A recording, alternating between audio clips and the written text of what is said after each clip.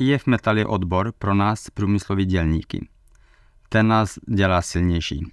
Dohromady bojujeme pro naše práva a staráme se o to, aby zaměstnavatel neporušoval zákony a kolektivní souhlas.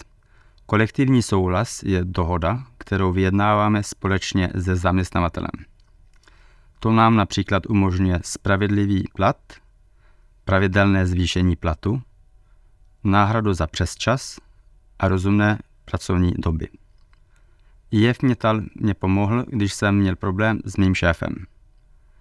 Akorát jsem dopracoval noční směnu a byl jsem na cestě domů.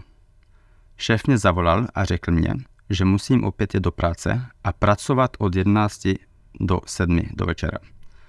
A vyhrožoval mě, že jestli to neudělám, tak mě vyhodí z práce.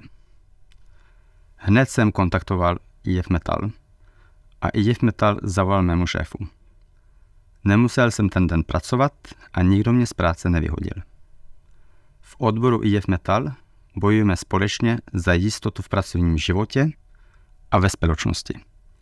Připoj se do IF Metal, společně jsme silné.